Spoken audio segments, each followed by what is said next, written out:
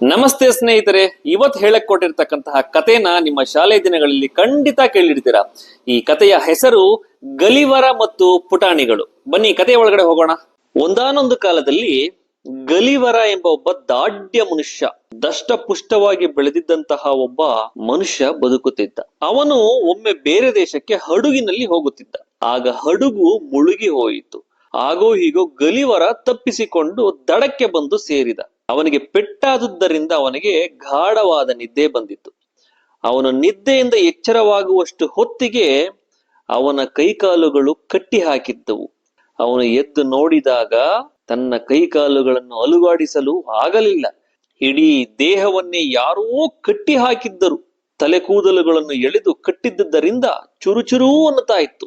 6 ಅಂಗುಲ ಉದ್ದದ 100 ಪುಟಾಣಿಗಳು ಅವನ ಮೈ ಮೇಲೆ ಓಡಾಡ್ತಾ ಇದ್ರು. ಪಾಪ ಗಲಿವರನಿಗೆ ಬಹಳ ನೋವಾಗ್ತಾ ಇತ್ತು. ಆ ಪುಟಾಣಿಗಳನ್ನು ನೋಡಿ ನನ್ನನ್ನು ಬಿಡಿ, ನನಗೆ ತುಂಬಾ ನೋವಾಗ್ತಾ ಇದೆ ಅಂತ ಕೂಗಿಕೊಂಡ. ಆದರೆ ಪಾಪ ಗಲಿವರನ ಭಾಷೆ ಆ ಪುಟಾಣಿಗಳಿಗೆ ಅರ್ಥವಾಗಲಿಲ್ಲ. ಅವನ ಮೇಲೆ ಬಾಣಗಳನ್ನು ಬಿಟ್ಟರು.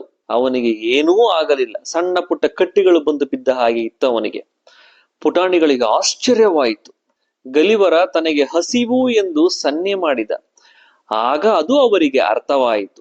ಅವನನ್ನು ಬಿಟ್ಟರೆ ಏನು ಮಾಡುವನೋ ಎಂಬ ಭಯವೂ ಆ ಮಕ್ಕಳಲ್ಲಿ, ಆ ಪುಟಾಣಿಗಳಲ್ಲಿ ಇತ್ತು. ಕಟ್ಟುಗಳನ್ನು ಬಿಚ್ಚಿದರು. 1 ಅಂಗುಲದ ಬುಟ್ಟಿಗಳಲ್ಲಿ ಬಹಳಷ್ಟು ರೊಟ್ಟಿಗಳನ್ನು, 1 ಅಂಗುಲದ ಪಾತ್ರೆಗಳಲ್ಲಿ ನೀರನ್ನು ತಂದು ಕೊಟ್ಟರು. ಗಲಿವರ ಅವುಗಳೆಲ್ಲವನ್ನು ಒಂದೇ ಬಾರಿಗೆ ಕಬಳಿಸಿದ. ಈ ದೃಶ್ಯವನ್ನು ನೋಡಿದ ಪುಟಾಣಿಗಳು ಬೆರಗಾದರು. ಗಲಿವರ ರೊಟ್ಟಿಗಳನ್ನು ತಿಂದಾದ ನಂತರ ಆ ಪುಟಾಣಿ ಮಕ್ಕಳಿಗೆ ಭರವಸೆ ಕೊಟ್ಟ, ನಾನು ನಿಮಗೆ ಏನು ಮಾಡುವುದಿಲ್ಲ ಎಂದು. ಆಗ ಪುಟಾಣಿಗಳು ಸಮಾಧಾನ ಮಾಡಿಕೊಂಡು ಆ ದೇಶದ ರಾಜನ ಬಳಿಗೆ ಕರೆದುಕೊಂಡು ಹೋದರು.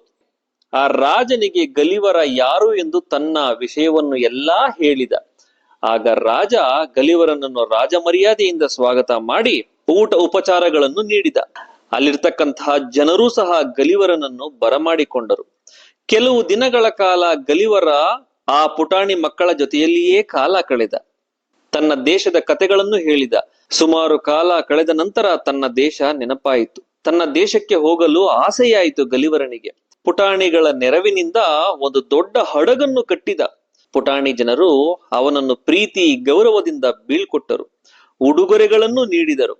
ತನ್ನ ಊರಿಗೆ ಹಿಂತಿರುಗಿದ ಗಲಿವರ ತನ್ನ ಊರಿನಲ್ಲಿ ಇರತಕ್ಕಂತಹ ತನ್ನ ಸ್ನೇಹಿತರಿಗೆ, ತನ್ನ ಕುಟುಂಬದವರಿಗೆ ಎಲ್ಲರಿಗೂ ಸಹ ಪುಟಾಣಿಗಳ ಕಥೆಯನ್ನು ಹೇಳಿದ. ಕತೆ ಕೇಳಿದ ಎಲ್ಲರೂ ಹೀಗೂ ಉಂಟೆ ಎಂದು ಆಶ್ಚರ್ಯಪಟ್ಟರು. ಪುಟಾಣಿಗಳ ದೇಶವನ್ನು ನೋಡಲು ಆಸೆ ಪಟ್ಟರು. ಇದು ಗಲಿವರನ ಕತೆ. ಈ ಕಥೆಯು ನಿಮಗೆ ನೆನಪಿದ್ದರೆ, ಇಷ್ಟವಾಗಿದ್ದರೆ ಈ ಚಾನೆಲ್ ಅನ್ನು ಸಬ್ಸ್ಕ್ರೈಬ್ ಮಾಡಿ, ಲೈಕ್ ಮಾಡಿ, ಕಮೆಂಟ್ ಮಾಡಿ ಹಾಗೂ ಶೇರ್ ಮಾಡಿ. ಧನ್ಯವಾದಗಳು.